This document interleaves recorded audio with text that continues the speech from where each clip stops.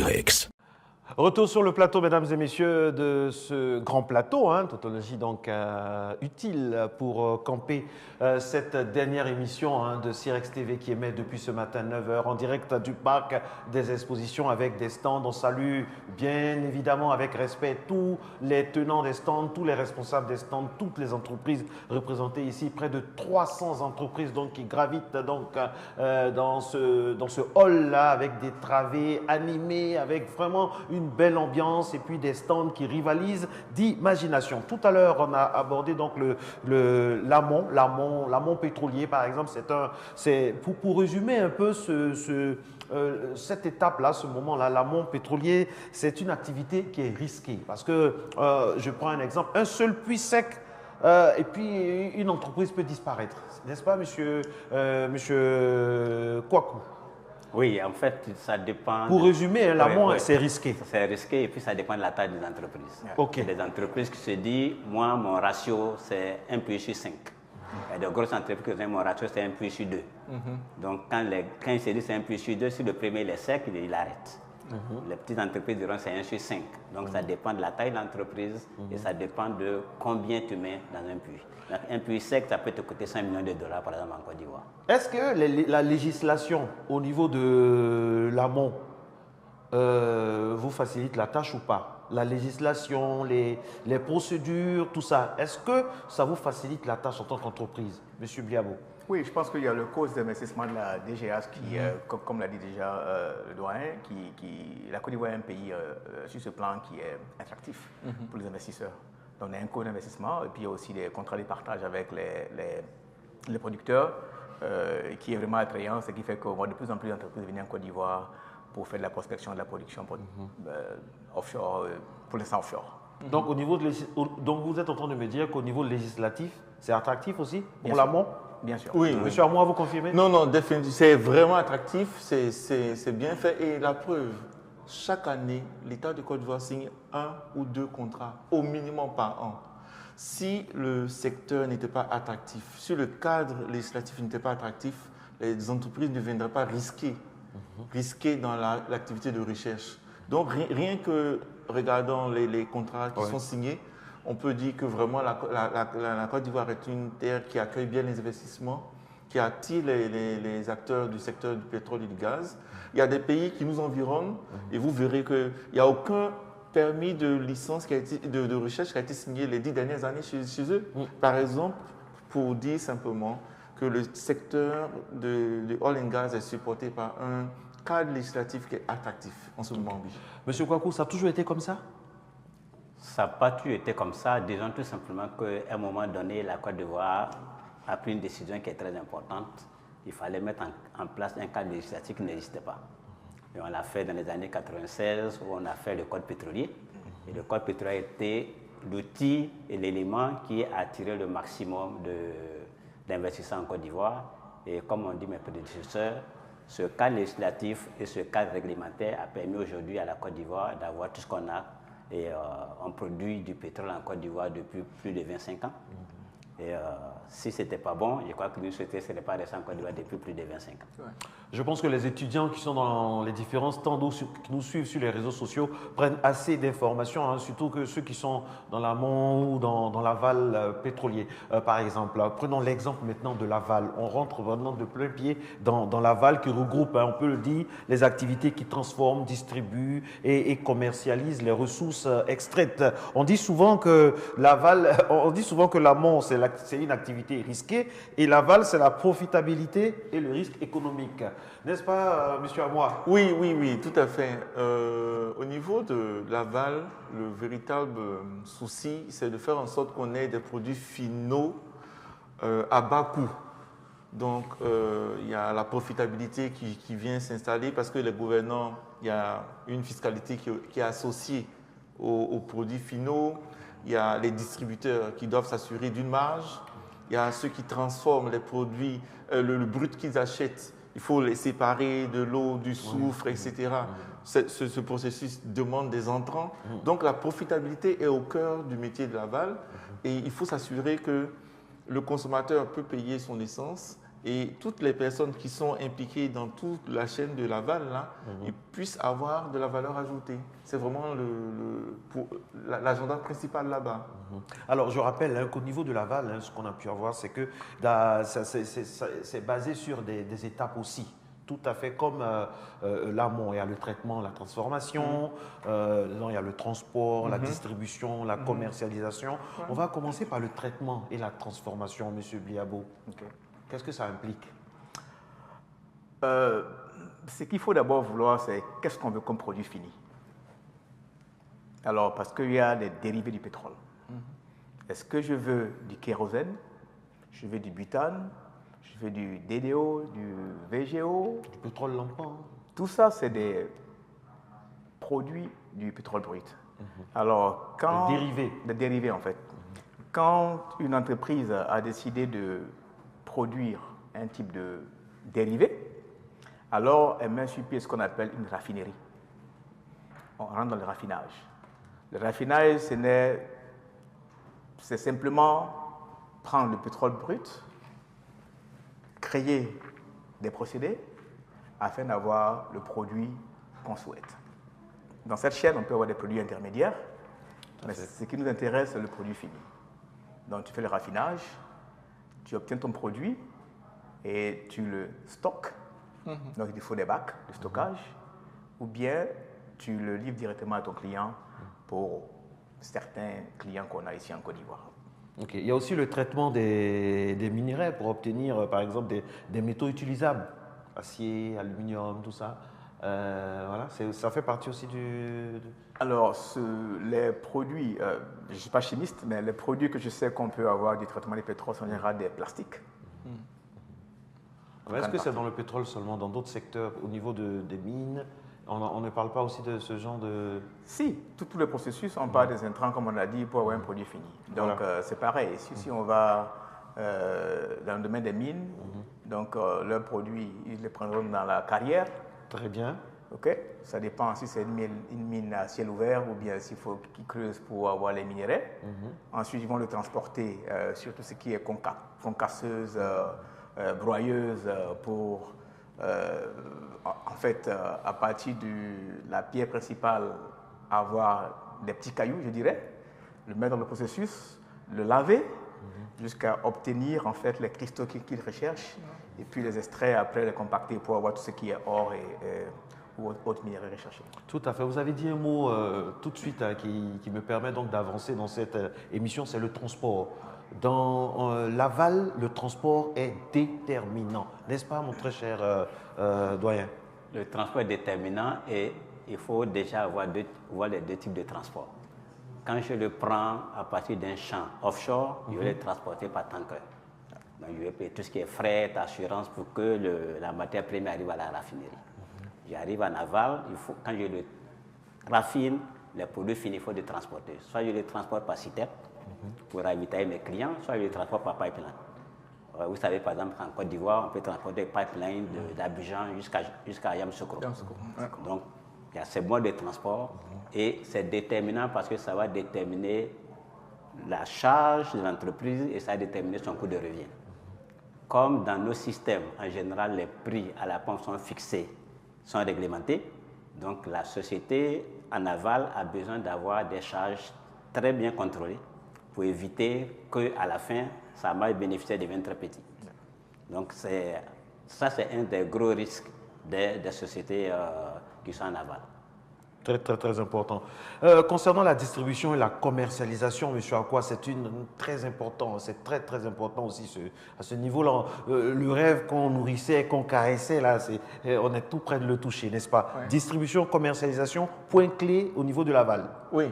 C'est pour ça que souvent, vous avez des entreprises qui préfèrent se spécialiser dans un secteur donné de notre économie pétrolière. Ils ne font pas tous les trois métiers à la fois. Et seulement certaines majors appartiennent aux trois segments. Vous verrez que, je n'ai pas envie de citer des noms, il y a des entreprises qui ne font que la distribution. Il y en a qui font les trois. Il y en a qui font que l'amont pétrolier.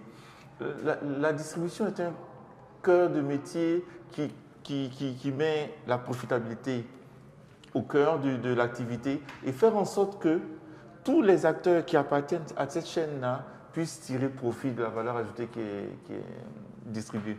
Alors, le doyen a parlé tout à l'heure de tanker. J'aimerais juste dire qu'il s'agit d'un bateau. Comme on veut rendre les choses plus simples, il s'agit d'un bateau. Donc, la plupart du pétrole qui est produit en Côte d'Ivoire est transporté par bateau. C'est ce qu'on appelle les tankers. Tout à fait. En tout cas, Il y a un thème qui apparaît très souvent, peut-être pour les téléspectateurs. On parle de FPSO et de FSO. Voilà. Donc, FPSO, il veut juste dire Floating Storage Offloading. Comment ça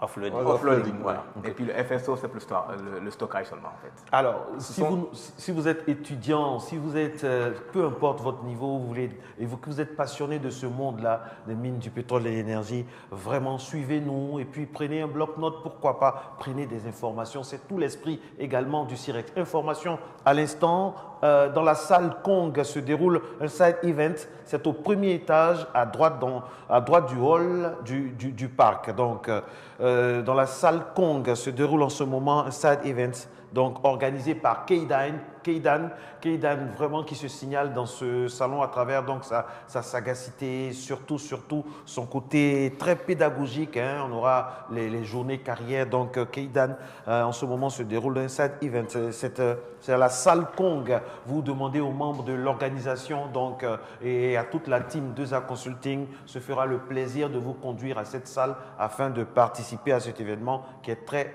intéressant, tout comme le sujet que nous abordons aujourd'hui. On a parlé de traitement, de transformation concernant l'aval, de transport, de distribution et de commercialisation. Messieurs, au niveau de la législation, au niveau de l'aval, les questions, des soucis à se poser, est-ce qu'il y a des choses, ou bien là aussi, nous sommes top? Je crois que c'est deux secteurs différents. Oui, justement, c'est pour ça que... L'aval est dans le domaine commun. C'est le droit commun, c'est le droit commercial qui s'applique. C'est bon à savoir. C'est un commerçant comme tout autre. D'accord. Mais je vais vous donner par exemple une illustration pour montrer comment c'est par exemple difficile dans l'aval. Supposons que je décide de me spécialiser en vente de gaz domestique. Tout ce que je vends, c'est le gaz à l'intérieur de la bouteille. Mais pour mettre le gaz à l'intérieur de la bouteille, il faut que j'achète mes bouteilles. Donc, quand vous prenez la bouteille, il fait combien de temps chez vous?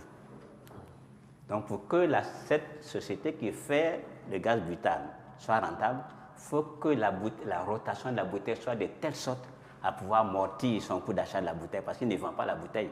Vous la consignez, mais vous ne l'achetez pas. Donc, quand il a acheté des milliers de bouteilles qui circulent, il faut que toutes ces bouteilles circulent une certaine rotation pour qu'il puisse amortir ses coûts de bouteille, parce qu'il ne vend que le contenu. Donc, ça, c'est illustrer un peu comment l'aval peut avoir des difficultés qui sont différents, par exemple, de l'amont pétrolier. Le doyen est-il en train de me dire que lui préfère l'amont que l'aval? Exactement. Vous préférez l'aval? Oui. Et l'amont? L'amont, parce que l'aval, c'est du commerce, entre guillemets, classique, qui requiert beaucoup plus de détails, alors que l'amont est très bien réglementé. Avec l'aval n'est pas bien réglementé en Côte d'Ivoire. Je vais dire c'est le droit commun, c'est le commerce habituel. Que ferait un acheteur, j'achète, je revends. Mais la législation qui est de mise là-bas, est-ce que ça vous permet de vous épanouir? Oui, ça permet si tu as les outils pour mieux gérer ton entreprise convenablement. Ouais. Monsieur, à quoi vous voulez rebondir? Mais au niveau de l'aval également, je sais qu'il y a de petites difficultés concernant le détournement de l'usage de certains produits. C'est-à-dire? Par exemple, vous avez par exemple des personnes qui utilisent du gaz butane à des fins de combustible pour des automobiles. Ce n'est pas la destination finale, par exemple. Et ce genre de détournement de destination peut envoyer des problèmes de sécurité. Donc, au niveau de la législation, je pense, comme le doyen l'a dit tout à l'heure, qu'on a une législation qui supporte l'activité de l'aval, mais il y a des problèmes différents. Et l'amont, je pense, est une activité dans laquelle nous, on se sent bien. Mon petit doigt me dit, mon petit doigt de journaliste me dit que il y a des choses que vous me cachez sur ce plateau-là. Vous, avec vos expériences-là, on a 40 ans, 25 ans, 16 ans, il y a des petits topos. Je vais dire, vous êtes des gens expérimentés, mais il y a des choses, j'ai l'impression qu'il y a des choses que vous ne voulez pas dire. Non, pas du tout. Ouais. Bon, je pense que c'est... vous êtes amont ou plus aval? Honnêtement. Lui, les- il a déjà donné lui, il est passionné de l'amont. Alors, moi, je suis service pétrolier. Comme j'ai dit, j'ai travaillé en amont et en aval. Ben, je n'ai pas travaillé dans Dans le midstream. dans la distribution. J'ai beaucoup plus travaillé dans la raffinerie. Donc, c'est là que ça s'arrête. Donc, j'ai fait tout ce qui est exploration, production et raffinage. Donc, downstream, c'est quelque chose que je ne maîtrise pas, en fait. Est-ce que nous avons la main-d'œuvre en Côte d'Ivoire qualifiée et pour l'amont et pour l'aval? Mais je suis GS Petrogaz, je pense que je vais... Oui, c'est pour ça que je vous pose la question en même temps. Donc, nous sommes aujourd'hui des entreprises ivoiriennes à la faveur de la loi sur le contenu local qui nous sont mis ensemble pour créer ce groupement pour promouvoir en fait les compétences locales. Tout à fait. Je peux vous dire que... Le local content dans le secteur, là, c'est une utopie ou bien c'est vraiment quelque chose on peut y arriver? On est au début. On est au début. Et tout début est difficile, mais nous avons la conviction que nous y arriverons. Je me rappelle du discours du vice-président du Nigeria hier. Pour moi, ça en dit beaucoup. Alors, pour aboutir à un local content effectif, alors il faut des compétences nationales. Ça veut dire qu'il y aura beaucoup d'engagement de part et d'autre secteurs publics et privés. Les formations doivent être faites pour le personnel. Il faut avoir un accompagnement des entreprises nationales. Il faut un cadre législatif, financier, qui soit aussi établi pour accompagner ces entreprises. Si ça, ce n'est pas fait, on n'arrivera pas si tôt à l'objectif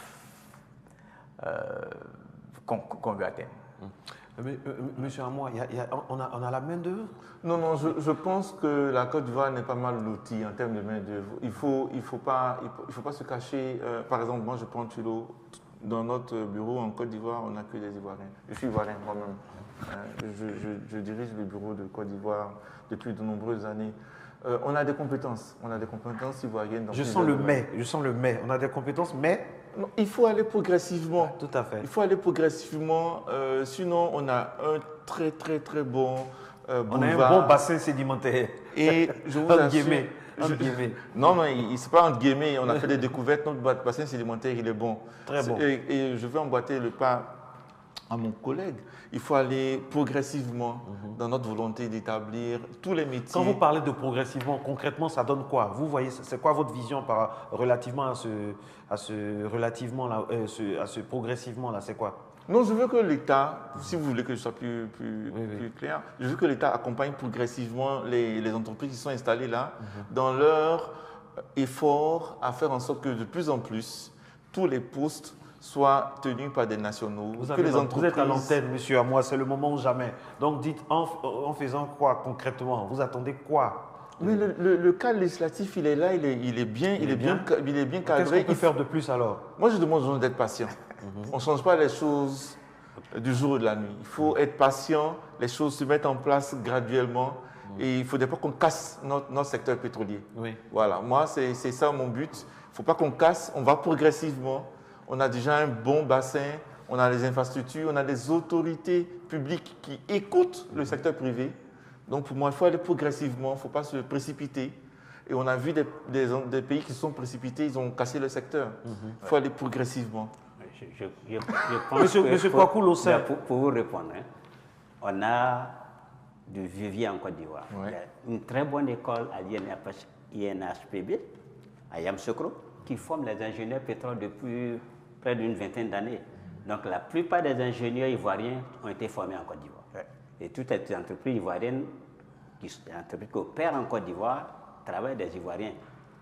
Il y a ce qu'il faut faire de plus, c'est créer des écoles de classe intermédiaire pour former les techniciens. On a beaucoup d'ingénieurs, on a besoin de techniciens intermédiaires pour prendre cette place qui est requise, qui est la place entre l'administration, les ingénieurs et ce qu'on appelle les opérateurs sur des plateformes. Ceux-là, on a besoin de les former. Et on n'a pas d'école spécialisée dans ce domaine et c'est ce qu'il faut. Mais pour répondre sur le local content, j'ai l'impression que tout le monde se focalise sur le personnel. Le local content doit aller au-delà de tout ce qui est recrutement du personnel. Il y a du personnel ivoirien, mais tu ne peux faire ton local content plus efficace que si tu as des entreprises ivoiriennes dans le domaine. C'est ça qui doit être la force et c'est ça qui doit être le point focal de local content. Se focaliser sur recruter des gens, on peut recruter autant qu'on veut. On peut recruter et former. Mais tant qu'il n'y a pas d'entreprise ivoirienne qui se spécialise, qui a la compétence, qui prend une part de marché dans tout ce qui est technologie, tout ce qui est technique, le local content va être lent à mettre en œuvre. Donc, on doit tous se focaliser sur comment on amène des Ivoiriens à créer des entreprises. Je suis sûr qu'il y a des ingénieurs ivoiriens qui peuvent créer des entreprises demain. Je peux donner le cas des anciens ingénieurs ivoiriens qui ont créé des entreprises ivoiriennes qui aujourd'hui ont pion sur rue.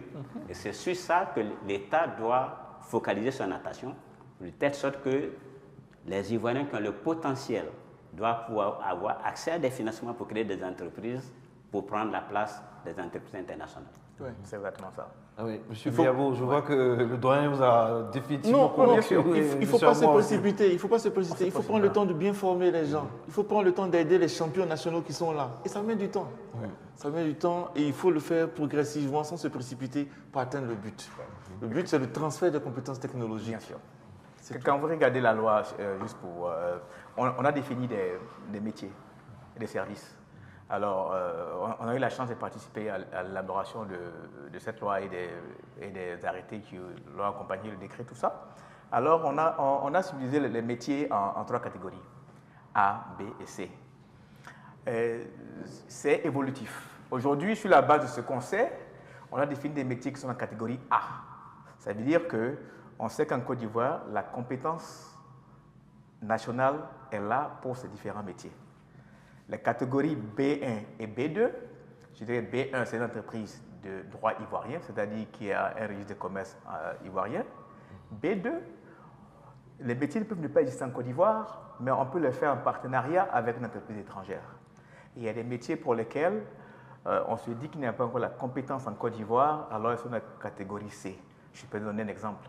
Par exemple, si on veut positionner un FPSO en mer pour un forage, ou bien pour la production. On sait qu'on n'a pas une entreprise qui peut le faire. On peut avoir la compétence pour accompagner, mais aucune entreprise ne fait encore ce métier. Pourquoi? Parce que pour avoir... Nous sommes indépendants depuis 1960. L'expertise demande du temps. Oui, mais il y a des choses qui sont peut-être plus difficiles que ça, qui ont été faites dans notre pays. Pourquoi depuis ce temps on n'a pas encore ça ici? Il faut peut-être comprendre que le domaine pétrolier est très capitalistique. Comme beaucoup d'autres domaines aussi. Je vais vous donner un exemple. Pour faire un puits de pétrole en Côte d'Ivoire, juste un puits, sans mettre tout ce qui est outil de production, ça me coûte minimum 100 millions de dollars. Oui. OK? Oui. Comme il n'y a pas de FPSO, il n'y a pas d'un rig de forage. Pour qu'il puisse avoir un rig de forage, il me faut des millions de dollars, des milliards de dollars pour avoir un rig de forage. Donc, il faut que certaines personnes puissent mettre ensemble les moyens. Le mot est lâché. Voilà, il faut se mettre ensemble, faire les moyens. C'est pas, quand tu prends un rig de forage, tu prends un FPSO, ce n'est pas une personne. On n'arrive pas à se mettre ensemble depuis 1960? Non, on n'arrive pas à se mettre ensemble depuis 1960 parce qu'on a commencé l'activité pétrolière en Côte d'Ivoire il y a seulement qu'une cinquantaine d'années. C'est pas, en 1960, on ne faisait pas de recherche, on faisait, mais ce n'était pas aussi intense. Disons qu'on a commencé à devenir pétrolier que dans les années 90. Même si en 1980 on produisait, en 1975 on produisait, mais ça s'est instantifié seulement que dans les années 90. Donc il faut qu'avec ces nouvelles dispositions législatives, on puisse trouver les moyens de mettre en confiance les Ivoiriens qui vont mettre le sou. Parce qu'aujourd'hui, il y a l'encadrement législatif qui permet à des Ivoiriens de dire, si j'investis aujourd'hui, je suis protégé par le local content. La loi du local content. OK? Donc, ça vient progressivement, comme a dit à moi. Au fur et à mesure qu'on va avancer, cette confiance va naître. Je prends un exemple. On a en Côte d'Ivoire le BRV. OK?